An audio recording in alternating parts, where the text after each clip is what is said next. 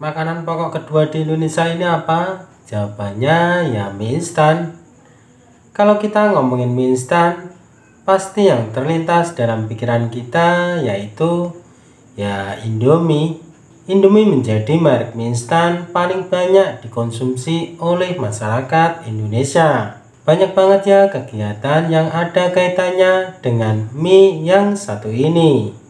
Contohnya nih, kalau kita nongkrong di warung kopi, pesen makannya ya Indomie. Terus kalau ada acara syukuran orang nikah, salah satu berkatanya ya Indomie. Dan lagi nih, kalau ada bencana alam, salah satu bantuan kemanusiaannya ya Indomie.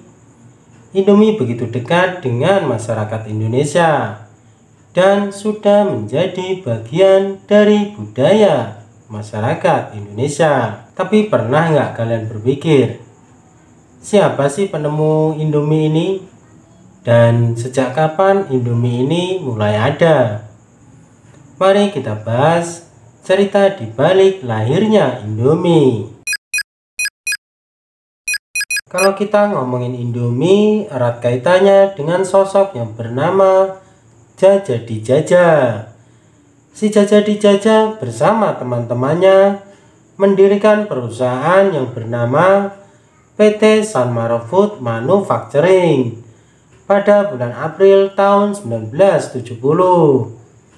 Dan pada tahun 1972, untuk pertama kalinya pabrik ini memproduksi mie instan.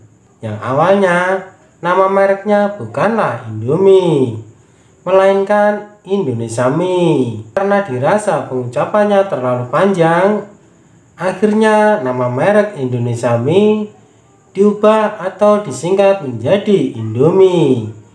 Yang kita ketahui, nama merek itu masih digunakan hingga saat ini. Kita flashback sebentar ya, ke tahun 1959. Di tahun ini, Jaja Dijajah bersama teman-teman SMA-nya membangun sebuah firma yang bernama FA Jangkarjati, yang belakangan firma ini diketahui berganti nama menjadi Wicaksana Overseas Internasional. Apa sih firma itu? Firma yaitu kegiatan atau aktivitas dagang yang fokus pada jual beli produk saja.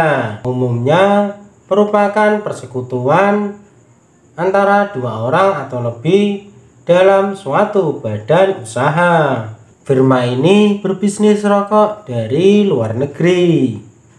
Diketahui bisnis ini eksis hingga tahun 1964. Kita kembali lagi ya ke tahun 1972.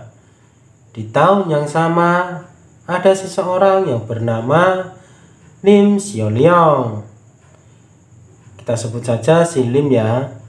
Si Lim ini adalah pengusaha tepung terigu yang akhirnya juga terjun di dunia produk makanan dengan mie pertamanya bernama Sarimi di bawah naungan PT Sarimi Asli Jaya. Awalnya bisnis si Lim ini sepi.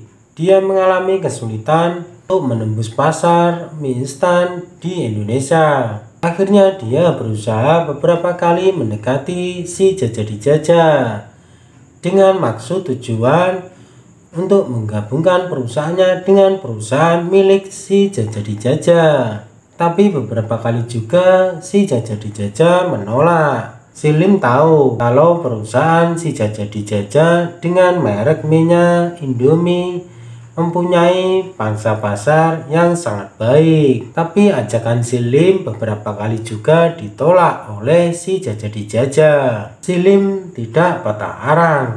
Ia terus mencoba dan berusaha untuk mengembangkan usahanya sendiri. Karena kepintarannya dan keulatannya dalam berbisnis, akhirnya ia mampu merebut pasar sebesar 40%. Dan karena hal itulah akhirnya si Jaja Dijajah pun berubah pikiran. Ia mau menerima ajakan si Lim untuk menggabungkan perusahaannya dengan perusahaan milik si Lim. Dan setelah 12 tahun berlalu, pada tahun 1982 lahirlah PT Indofood Eterna, gabungan antara PT Samara Food Manufacturing dengan PT Sarimi Asli Jaya yang dipimpin oleh Hendy Rusli. Perusahaan ini semakin berkembang pesat karena perusahaan ini lahir di momen-momen yang tepat. Pada tahun 1984, Indonesia mengalami kelangkaan beras. Itu yang membuat sebagian masyarakat beralih untuk mengkonsumsi mie instan.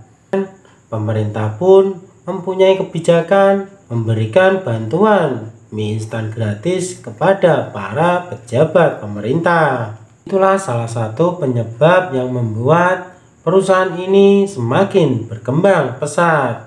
Tapi di tengah jalan, perusahaan milik si Jaja Dijajah mengalami masalah internal terkait keuangan. Akhirnya dengan sangat terpaksa, si Jaja Dijajah menjual kepemilikan sahamnya kepada Salim Group atau Silim. Dan Silim pun sudah tidak lagi menggunakan perusahaan milik si Jaja Dijajah sebagai distributor bahan bakunya. Silim memilih menggunakan anak perusahaannya sendiri sebagai distributornya. Lama-kelamaan pun akhirnya kepemilikan saham milik si Jaja Dijajah pun semakin mengecil dan hilang bak ditelan bumi. Melihat hal ini, si Jaja Dijajah pun tidak tinggal diam.